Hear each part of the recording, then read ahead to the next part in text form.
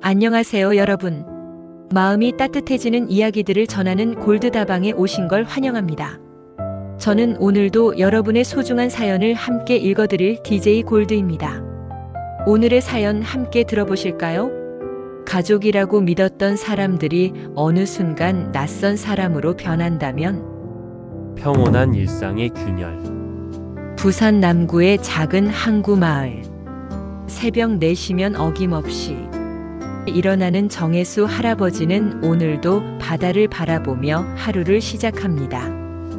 70이 넘은 나이에도 여전히 건강한 그는 평생을 이 바다와 함께 살아왔습니다. 또 하루가 시작되는구나. 혜수는 작은 배를 점검하며 혼자 중얼거립니다. 파도 소리, 갈매기 울음소리, 그리고 이른 아침 어시장의 활기찬 소음들. 이 모든 것이 그에게는 삶의 리듬이었습니다. 저녁이 되면 늘 그렇듯 항구 근처 작은 선술집으로 향합니다. 단골 손님들과 나누는 소주 한 잔, 바다에서 있었던 하루 일과를 나누는 시간. 단순하지만 평온한 일상이었습니다. 예상치 못한 가족 회의. 하지만 이번 주는 뭔가 달랐습니다. 서울에서 일하는 아들 우석이 갑자기 내려온다고 연락이 왔거든요. 며느리 소연과 대학생인 손자 민까지 함께 온다니 혜수는 반가운 마음으로 집을 정리했습니다. 무슨 좋은 일이라도 있나? 혜수는 기대에 찬 마음으로 가족들을 맞이했습니다. 하지만 식탁에 둘러앉은 가족들의 표정은 어딘지 어색했습니다. 평소와 달리 대화가 끊기고 서로 눈치를 보며 침묵이 길어집니다. 우석은 계속 휴대폰을 들여다보고 소연은 불편한 듯 자리에서 몸을 움직입니다. 아버지. 우석이 드디어 입을 엽니다. 사실 오늘 온 이유가 있습니다. 혜수의 마음에 뭔가 불안한 예감이 스쳐 지나갑니다.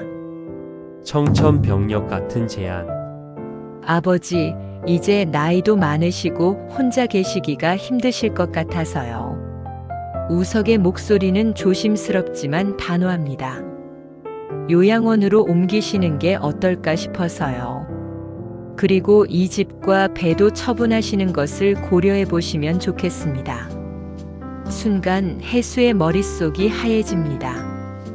평생 지켜온 집, 바다와 함께한 추억이 담긴 배를 처분하라고, 자신을 낳아 키운 이 마을을 떠나라고. 우석아, 갑자기 이게 무슨 소리냐? 혜수의 목소리가 떨립니다. 아버지, 현실적으로 생각해 보세요. 요양원에서 더 안전하고 편안하게 지내실 수 있어요. 그리고 이 집과 배는 유지비도 많이 들고. 소연도 거들어 말합니다. 아버지, 우리도 서울에서 일이 바빠서 자주 내려올 수가 없거든요. 혼자 계시면 위험하잖아요. 의심의 씨앗. 혜수는 가족들의 말을 들으며 뭔가 이상함을 느낍니다. 왜 하필 지금? 왜 이렇게 급하게? 그리고 무엇보다 자신의 의견은 묻지도 않고 이미 다 정해놓은 듯한 그들의 태도가 거슬립니다. 할아버지. 손자 민이 조심스럽게 입을 엽니다. 저도 자주 못 와서 죄송해요. 하지만 할아버지 안전이 제일 중요하잖아요. 평소 자신을 가장 아꼈던 손자마저 이런 말을 하니 혜수의 마음은 더욱 복잡해집니다. 저녁 식사 후 혜수는 혼자 방에 앉아 생각에 잠깁니다. 문득 거실에서 들려오는 작은 목소리들이 귀에 들어옵니다. 우석과 소연이 뭔가 중요한 얘기를 하고 있는 것 같습니다.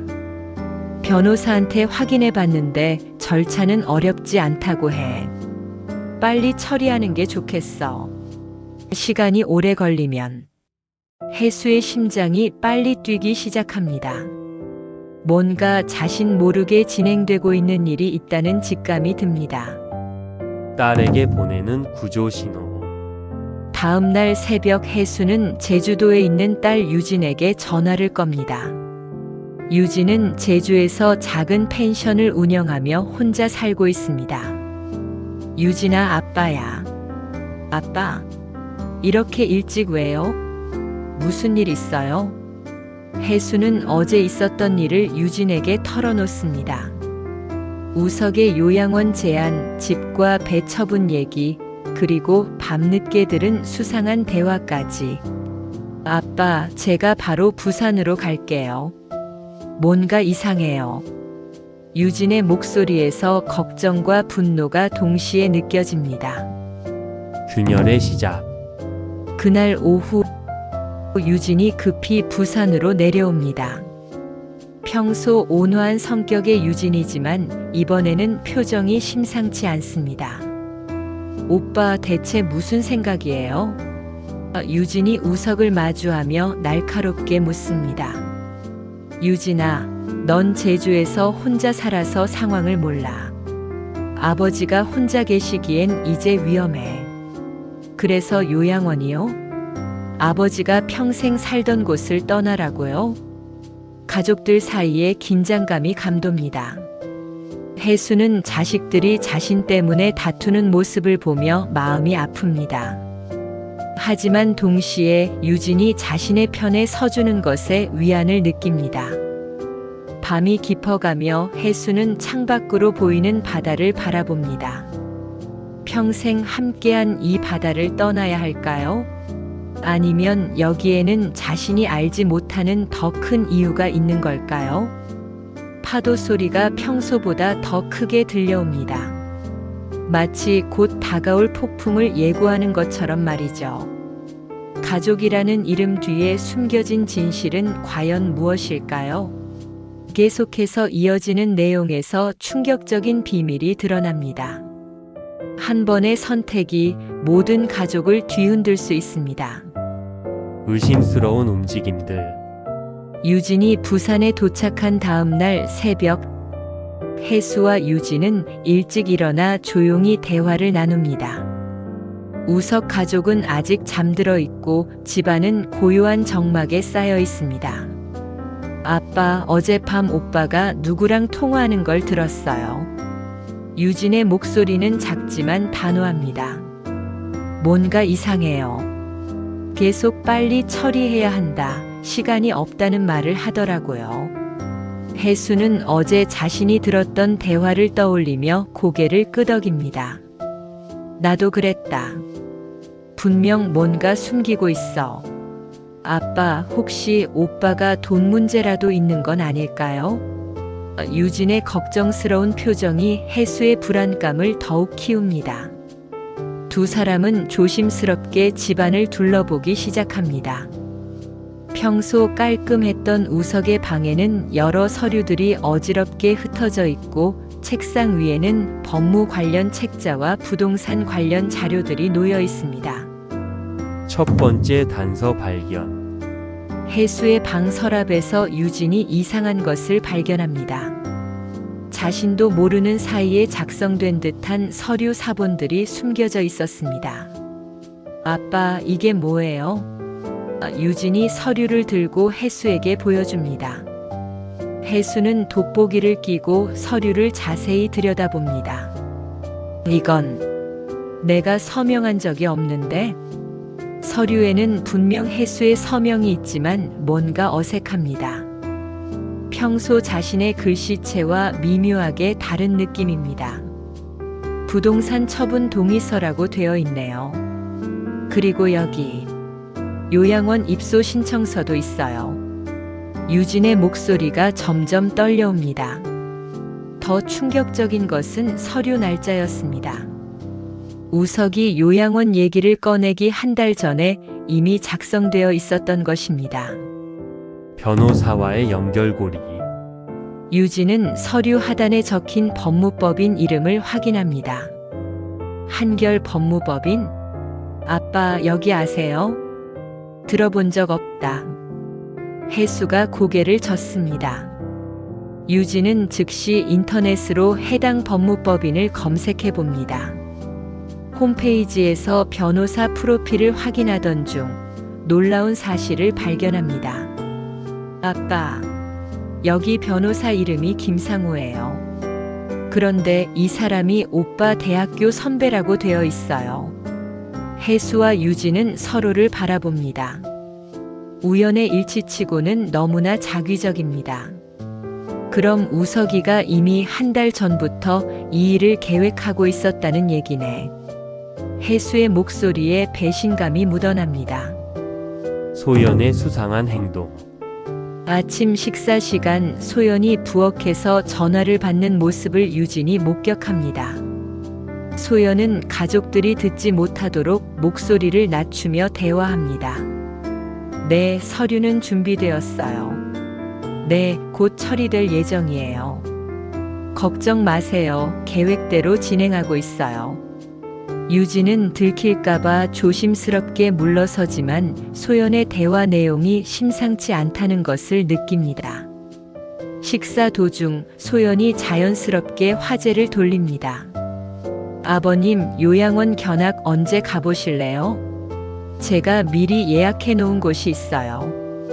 벌써 예약까지 해놨어? 혜수가 놀라며 묻습니다. 아, 그게 혹시나 해서요. 소연이 당황하며 둘러댑니다. 유진이 날카롭게 개입합니다. 언제 예약하셨어요? 며칠 전에. 소연의 목소리가 점점 작아집니다. 하지만 우석이 어제 처음 요양원 얘기를 꺼냈는데 며칠 전에 미리 예약을 해놨다는 것은 앞뒤가 맞지 않습니다. 민의 갈등. 손자 민은 이 모든 상황을 지켜보며 혼란스러워합니다. 평소 존경하던 아버지와 어머니가 할아버지를 속이고 있다는 사실을 받아들이기 힘들어합니다. 할아버지. 민이 조심스럽게 혜수에게 다가옵니다. 정말 요양원 가기 싫으세요? 민아, 할아버지는 이 바다와 함께 살고 싶단다. 여기가 할아버지 집이고 할아버지 삶이거든. 민의 눈에 눈물이 고입니다. 저도 할아버지가 여기 계셨으면 좋겠어요. 그럼 왜 어제는 요양원이 좋다고 했니? 아빠가 그렇게 말하라고 했어요. 할아버지 안전을 위해서라고. 혜수와 유진은 충격을 받습니다. 우석이 아들까지 이용해서 연극을 시키고 있었던 것입니다. 결정적 증거 발견. 오후 우석과 소연이 외출한 사이 유진과 민은 더 자세한 조사를 시작합니다. 우석의 노트북을 확인해 보니 삭제되지 않은 이메일들이 남아 있었습니다. 변호사 김상우와 주고받은 이메일들. 부동산 처분 시 예상 금액은 얼마나 될까요? 요양원 입소 절차를 빠르게 진행할 수 있는 방법은? 서명 관련해서 문제없이 처리 가능한지 확인 부탁드립니다. 가장 충격적인 것은 소연과 우석이 나눈 카카오톡 대화였습니다. 여보, 아버님이 의심하기 시작하는 것 같아요. 괜찮아. 곧 끝날 일이야. 유진이가 내려온 게 문제네. 유진 씨가 눈치채면 어떻게 해요? 최대한 빨리 처리하자. 다음 주까지는 모든 걸 끝내야 해. 진실의 규모. 유진은 더 깊이 파고들어 우석의 재정 상황을 조사합니다. 은행 거래 내역을 통해 충격적인 사실을 발견합니다. 우석이 주식 투자와 사업 실패로 막대한 빚을 지고 있었던 것입니다. 빚의 규모는 혜수가 소유한 부동산 가치와 거의 일치했습니다. 아빠, 오빠가 이래서 그랬구나. 유진의 목소리에 분노와 실망감이 섞여 있습니다. 혜수는 오랫동안 말을 잇지 못합니다.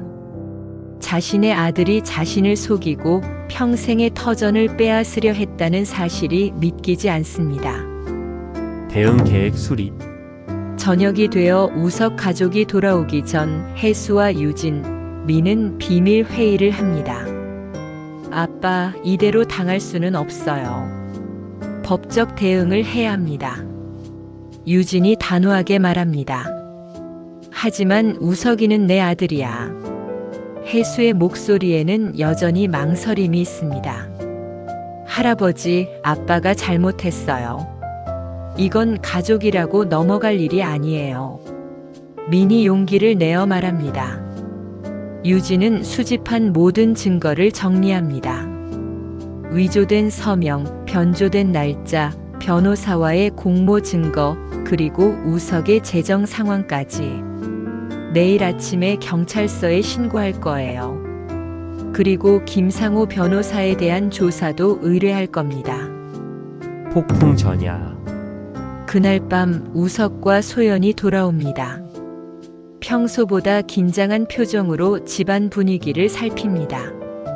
아버지, 유진아, 하루 어떻게 보냈어? 우석이 자연스럽게 묻지만 목소리에는 불안함이 묻어납니다. 그냥 집에서 쉬었지. 혜수가 담담하게 대답합니다. 소연이 민에게 눈짓을 하며 뭔가 신호를 보내려 하지만 민은 더 이상 부모의 편에 서지 않습니다. 밤이 깊어가며 각자의 방으로 돌아간 가족들. 하지만 아무도 잠들지 못합니다. 혜수는 창밖 바다를 바라보며 생각합니다. 내일이면 모든 게 달라지겠지. 가족이라는 이름으로 저질러진 배신, 이제는 끝내야 해. 유진은 휴대폰으로 경찰서 번호를 저장하며 내일의 계획을 점검합니다. 우석과 소연은 서로의 얼굴을 마주보며 불안해합니다. 뭔가 상황이 틀어지고 있다는 것을 직감하고 있습니다. 바다에서 불어오는 바람이 더욱 거세집니다. 폭풍이 몰려오고 있습니다. 숨겨진 진실이 드러나는 순간 가족은 어떤 선택을 하게 될까요? 계속되는 다음 이야기에서 모든 것이 결정됩니다. 진실을 밝히지 않으면 모두가 무너집니다. 새벽의 결의. 다음 날 새벽 5시 혜수는 평소보다 일찍 일어납니다. 하지만 오늘은 바다로 나가지 않습니다. 대신 유진과 함께 거실 탁자에 모든 증거를 펼쳐놓고 차근차근 정리하기 시작합니다. 아빠, 이 모든 걸 경찰에 제출할 거예요. 유진이 위조된 서류들을 시간 순으로 정렬하며 말합니다. 위조 서류, 사기 미수, 그리고 변호사까지 공모했으니 충분한 증거가 있어요. 혜수는 자신의 서명이 위조된 서류를 다시 한번 들여다봅니다. 내 글씨가 이렇게 똑같이 따라할 수 있다니. 얼마나 오랫동안 준비한 걸까? 민이 살금살금 거실로 나옵니다. 할아버지, 고모. 저도 도와드릴게요. 민아, 너는 괜찮겠니? 내 부모님 일인데. 혜수가 걱정스럽게 묻습니다. 할아버지, 잘못된 건 잘못된 거예요. 아빠가 제게 거짓말하라고 시킨 것도 잘못된 거고요. 민의 목소리에는 단호함이 묻어납니다. 경찰서 신고. 오전 9시 혜수와 유진은 부산 남부경찰서를 찾아갑니다. 담당 형사 박진우는 가져온 증거들을 꼼꼼히 살펴봅니다. 서명 위조, 사기 미수, 그리고 변호사까지 연루되었다면 이건 조직적인 범죄네요. 박 형사가 심각한 표정으로 말합니다. 특히 이 이메일 증거는 결정적입니다. 형사님, 그런데 상대가 제 아들인데. 혜수의 목소리에 여전히 망설임이 있습니다.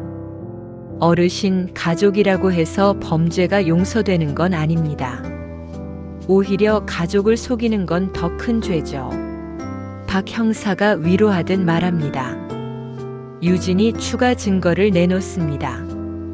형사님, 이건 제 오빠의 부채 내역이에요. 아버지 재산과 정확히 일치합니다. 박 형사는 모든 증거를 검토한 후 말합니다. 일단 변호사 김상호부터 소환 조사하겠습니다. 그리고 우석 씨도 내일 출석 요구할 예정입니다. 집으로 돌아가는 길. 경찰서를 나서며 혜수는 깊은 한숨을 쉽니다. 유진아, 내가 옳은 일을 하고 있는 걸까? 아빠, 지금이라도 진실을 밝혀야 해요. 그냥 넘어가면 오빠는 더 큰 잘못을 저지를 거예요. 유진이 아버지의 팔을 붙잡으며 말합니다. 그래도 우석이 입장에서 생각해보면 빚에 쪼들려서 어쩔 수 없었을지도 모르지 않겠니? 아빠, 그렇다고 해서 거짓말과 위조가 정당화되는 건 아니에요. 진짜 어려우면 가족에게 솔직하게 말했어야죠. 집 앞에 도착하자 우석의 차가 보입니다. 평소보다 일찍 돌아온 것 같습니다. 긴장된 대면. 거실에 들어서니 우석과 소연이 심각한 표정으로 앉아 있습니다. 분위기가 예사롭지 않습니다. 아버지, 어디 다녀오셨어요? 우석이 날카롭게 묻습니다. 잠깐 나갔다 왔다. 혜수가 담담하게 대답합니다. 혹시 경찰서에 가신 건 아니죠? 소연이 떨리는 목소리로 묻습니다. 순간 거실에 정적이 흐릅니다. 유진과 혜수는 서로를 바라봅니다. 어떻게 알았니? 혜수가 조용히 묻습니다. 우석이 벌떡 일어섭니다. 아버지, 도대체 왜 그러세요? 저희가 뭘 잘못했다고. 우석아, 너희가 뭘 했는지 다 알고 있다.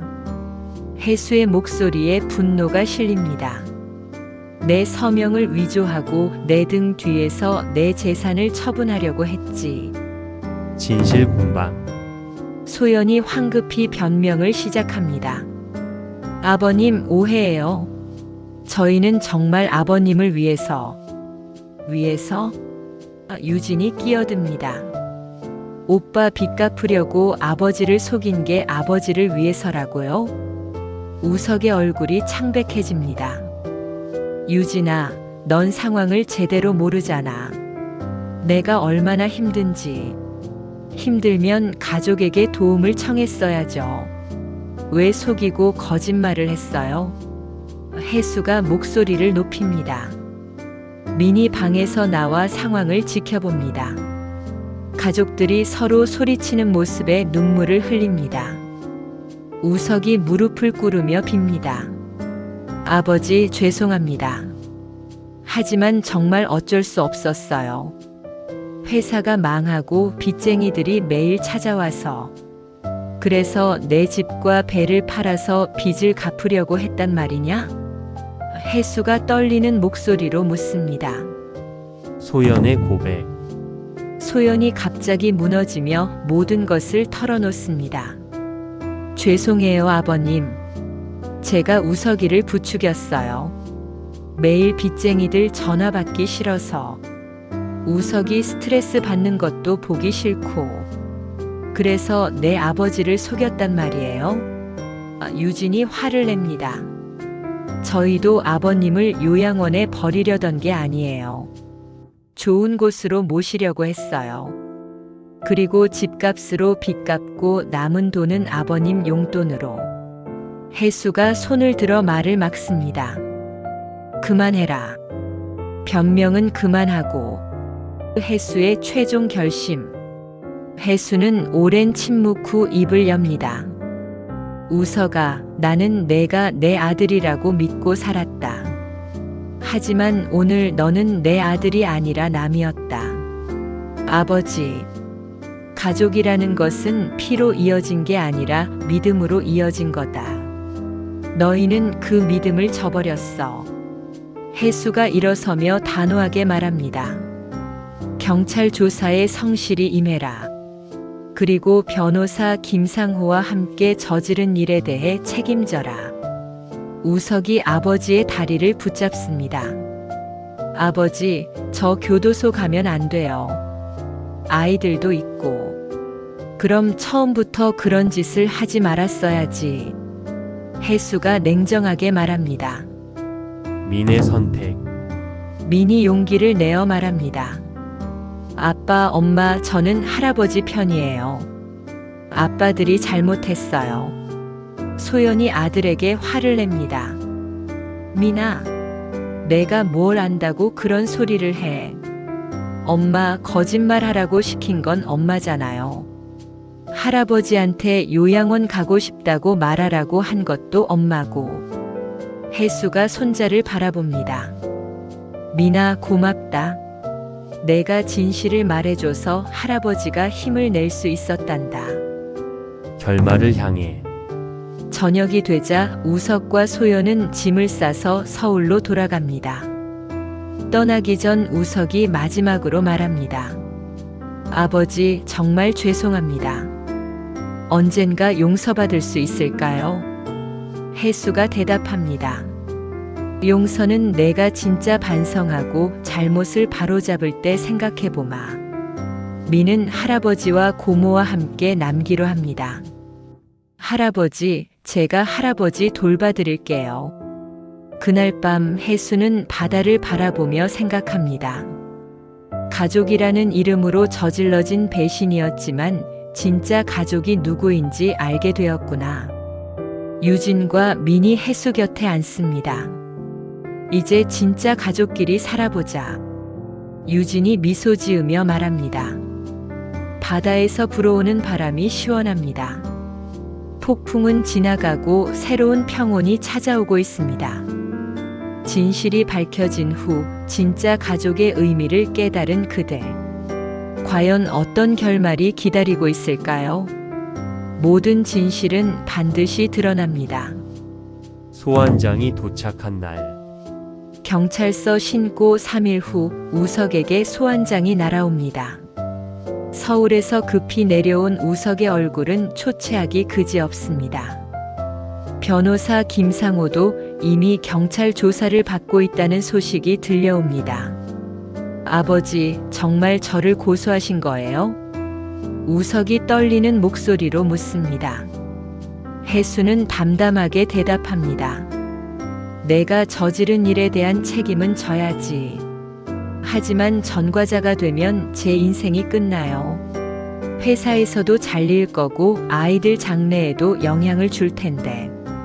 유진이 차갑게 말합니다. 그럼 처음부터 그런 짓을 하지 말았어야죠, 오빠. 변호사 김상호의 배신 놀랍게도 김상호 변호사가 먼저 자백합니다. 경찰 조사에서 모든 것을 털어놓은 것입니다. 박진우 형사가 혜수에게 전화로 알려줍니다. 어르신 김상호가 전부 자백했습니다. 우석 씨와 공모해서 서명을 위조하고 부동산 처분 계획까지 세웠다고 진술했어요. 변호사가 왜 그런 짓을? 김상호도 투자 실패로 빚이 많았답니다. 우석 씨와 서로 윈 하려던 거죠. 부동산 처분 수수료와 요양원 입소 관련 수수료까지 챙기려던 계획이었어요. 혜수는 충격을 받습니다. 단순히 아들의 개인적인 문제가 아니라 변호사까지 끌어들인 조직적인 사기 행각이었던 것입니다. 소연의 절망적인 호소 소연이 혜수를 찾아와 무릎을 꿇고 빕니다. 눈은 빨갛게 부어있고 며칠간 잠도 제대로 못 잔 것 같습니다. 아버님, 제발 고소를 취하해 주세요. 우석이가 교도소에 가면 저희 가족은 정말 끝이에요. 소연아, 너희가 나를 속일 때는 내 기분을 생각했니? 죄송해요. 정말 죄송해요. 하지만 우석이는 나쁜 사람이 아니에요. 그냥 너무 절망적이었던 거예요. 유진이 개입합니다. 형수, 절망적이라고 해서 가족을 속이고 재산을 빼앗으려 한 게 정당화되나요? 유진 씨, 당신은 제주에서 혼자 편하게 살면서 우리 고생을 뭘 알아요? 순간 분위기가 차가워집니다. 소연의 말에 유진도 화가 납니다. 민의 용기 있는 증언 가장 힘든 것은 민이었습니다. 부모와 할아버지 사이에서 어떤 선택을 해야 할지 고민에 빠졌습니다. 하지만 민은 결국 용기를 냅니다. 경찰서에서 자신이 목격한 모든 것을 정확히 증언합니다. 아빠가 저에게 거짓말하라고 시켰어요. 할아버지한테 요양원이 좋다고 말하라고, 집을 팔아도 된다고 말하라고. 그 외에 또 들은 게 있나요? 엄마 아빠가 밤에 몰래 전화하는 걸 들었어요. 빨리 처리하자, 유진 이모가 눈치채기 전에라고 말하는 걸 들었어요. 민의 증언은 결정적이었습니다. 미성년자의 순수한 증언이었기에 더욱 신빙성이 있었습니다. 법정의 긴장감. 마침내 1심 재판이 열립니다. 부산지방법원 소회의실에는 긴장감이 감돕니다. 우석과 김상호가 피고인석에 앉아 있고 혜수와 유진이 고발인석에 앉습니다. 방청석에는 항구 마을 사람들과 민이 앉아 있습니다. 검사가 일어서서 말합니다.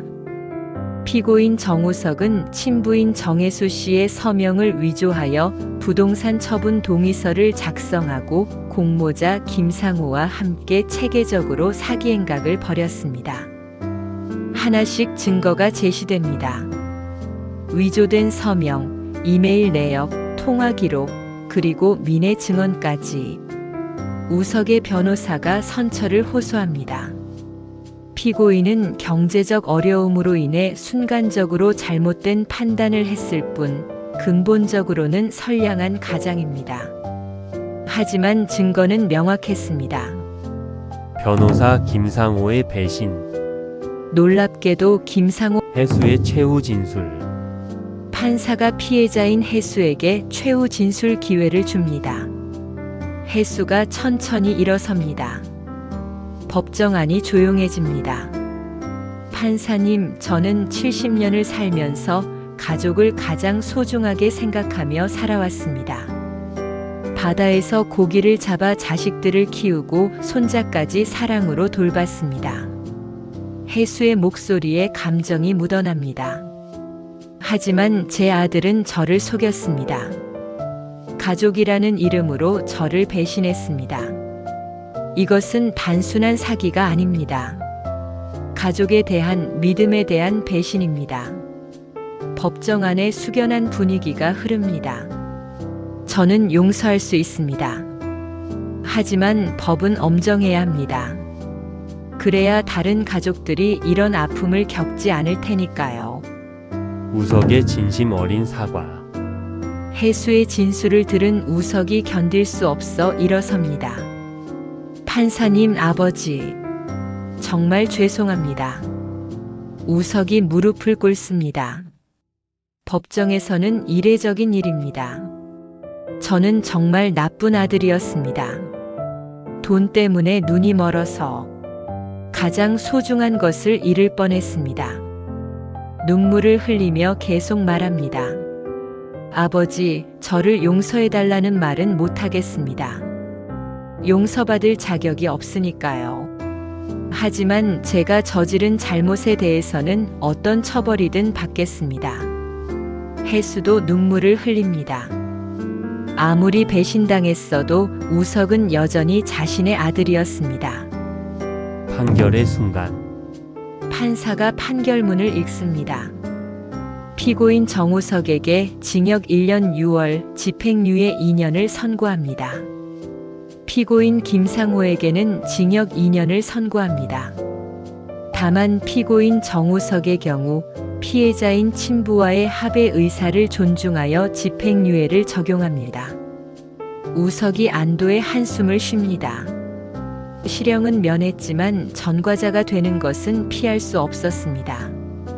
법정 밖에서의 화해. 법정을 나서며 우석이 혜수에게 다가갑니다. 아버지. 혜수가 먼저 말합니다. 우석아, 이제 진짜 반성하고 살아라. 가족이 뭔지 다시 생각해보고. 네, 아버지. 평생 후회하며 살겠습니다. 민이 두 사람 사이로 다가옵니다. 할아버지, 아빠. 이제 다시 가족이 될 수 있을까요? 혜수가 손자의 머리를 쓰다듬습니다. 민아, 가족은 피가 아니라 마음으로 만들어지는 거란다. 진짜 사랑하고 믿는 마음으로 말이야. 유진도 오빠의 어깨에 손을 올립니다. 오빠, 이제 정말 새로 시작해요. 새로운 시작의 다짐. 법원을 떠나며 혜수는 생각합니다. 힘든 시간이었지만 진짜 가족이 무엇인지 깨달을 수 있었습니다. 우석은 서울로 돌아가 새 출발을 다짐합니다. 집행유예 기간 동안 성실히 살며 진정한 가족의 의미를 되찾으려 합니다. 미는 방학 때마다 할아버지를 찾아와 바다에서 함께 시간을 보내기로 약속합니다. 할아버지, 저 커서 할아버지처럼 진짜 가족을 소중히 하는 사람이 될게요. 혜수가 미소 짓습니다. 그래, 미나. 너야말로 우리 가족의 희망이다. 법정에서 나온 하늘이 유난히 맑습니다.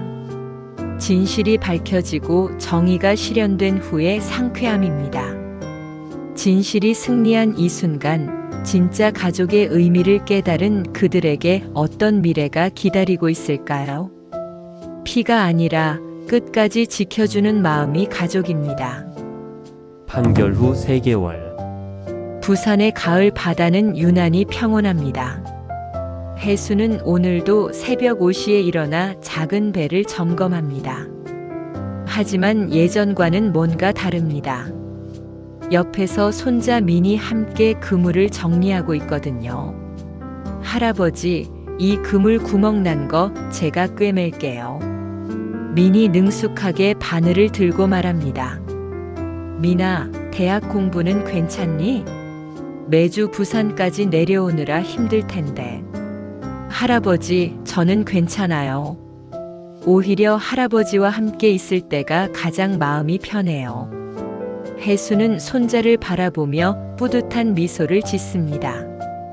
그 모든 힘든 일들이 있었기에 지금 이 순간이 더욱 소중하게 느껴집니다. 유진의 새로운 결심. 제주에서 내려온 유진이 선술집에서 혜수와 함께 소주를 마시고 있습니다. 오랜만에 아버지와 딸이 나누는 조용한 시간입니다. 아빠, 저 제주 펜션 정리하고 부산으로 이사 올까 해요. 유진이 조심스럽게 말을 꺼냅니다. 유진아, 내일은 어떻게 하려고? 여기서도 작은 민박이나 게스트하우스를 할 수 있을 것 같아요. 관광객들이 많이 오잖아요. 그리고 무엇보다 유진이 잠시 말을 멈춥니다. 아빠 혼자 두고 싶지 않아요. 혜수의 눈에 눈물이 고입니다. 유진아, 고맙다. 하지만 내 인생까지 바꿀 필요는 없어. 아빠, 이번 일을 겪으면서 깨달았어요. 가족이 함께 있을 때 서로 지킬 수 있다는 걸요. 멀리 떨어져 있으면 이런 일이 또 생길 수도 있잖아요. 혜수는 딸의 마음이 고맙지만 한편으로는 미안합니다. 그래도 유진아, 내 꿈도 중요하고. 아빠, 제 꿈은 가족이 행복한 거예요. 오빠 일로 많이 힘들었는데 이제는 정말 평온하게 살고 싶어요. 우석의 변화. 서울에서 우석이 전화를 걸어옵니다. 예전과는 다른 차분하고 성숙한 목소리입니다. 아버지, 안녕하세요. 요즘 어떻게 지내세요? 그냥 평소처럼 살고 있다. 너는 어떠니? 아버지, 저 회사 그만뒀어요. 새로운 일을 시작하려고 해요. 우석의 목소리에 결의가 느껴집니다. 무슨 일을 하려고? 작은 횟집을 차리려고 해요. 아버지한테 배운 바다 이야기, 생선 고르는 법 같은 걸 활용해서요. 화려하지는 않아도 정직하게 살고 싶어요. 혜수는 놀랍니다. 예전의 우석이라면 상상도 할 수 없는 선택입니다. 아버지, 그리고 민희도 저와 함께 살게 하고 싶은데 괜찮을까요? 제가 제대로 키워보고 싶어요. 우석아, 민희 뜻도 물어봐야지. 민희 전화를 받습니다. 아빠, 저는 할아버지와 함께 있고 싶어요. 대신 주말에는 아빠 도와드릴게요. 우석이 웃음을 터뜨립니다. 그래, 미나. 아빠도 그게 좋겠다. 소연의 사과 편지. 어느 날 소연에게서 편지가 옵니다. 손편지로 정성스럽게 쓴 긴 편지입니다. 아버님께 정말 죄송합니다. 몇 번이고 직접 찾아뵙고 싶었지만 얼굴을 볼 면목이 없어서 편지로나마 마음을 전합니다. 저는 지금 시골에 있는 친정에서 아이들과 함께 지내고 있습니다. 우석이는 서울에서 새 출발을 위해 열심히 일하고 있어요. 그날 밤 우석이와 저는 정말 많이 울었습니다. 돈 때문에 눈이 멀어서 가장 소중한 것을 놓칠 뻔했다는 걸 깨달았거든요. 민희는 할아버님께서 키워주시면 정말 감사하겠습니다. 저희보다 할아버님 곁에서 더 좋은 사람으로 자랄 수 있을 것 같아요. 언젠가 아버님께서 저희를 용서해 주시는 날이 온다면 그때는 정말 진심으로 효도하는 며느리가 되겠습니다. 항상 건강하세요. 소연 올림. 혜수는 편지를 읽고 한참을 생각합니다. 분노는 이미 사라지고 이제는 안타까움만 남습니다. 마을 사람들의 시선 변화. 처음에는 마을 사람들도 수군거렸습니다. 혜수 씨 아들이 아버지를 속였다더라. 가족끼리 법정에 서다니. 같은 말들이 오갔습니다. 하지만 시간이 지나면서 사람들의 시선이 달라졌습니다. 선술집 주인 김 사장이 말합니다. 혜수 형님 옳은 일 하셨어. 가족이라도 잘못된 건 바로 잡아야지. 그래도 아들인데 너무 했다는 사람도 있던데. 혜수가 말합니다. 아니야 형님. 그런 일을 그냥 넘어갔으면 더 큰일 났을 거야. 형님이 용기 있게 행동해서 다른 가족들도 경각심을 갖게 된 거야. 어시장 아주머니들도 혜수를 응원합니다. 우리 혜수 씨 정말 대단해요. 나이 드신 분이 그런 용기를 내기 쉽지 않은데. 민의 성장. 대학생이 된 민은 확실히 달라졌습니다. 예전보다 훨씬 성숙하고 책임감이 강해졌습니다. 할아버지, 저 법학과로 전과하려고 해요. 민이 진지하게 말합니다. 갑자기 왜? 이번 일을 겪으면서 느꼈어요. 억울한 사람들을 도와주는 일을 하고 싶다고요. 할아버지처럼 정의로운 사람이 되고 싶어요. 혜수는 놀라면서도 자랑스럽습니다.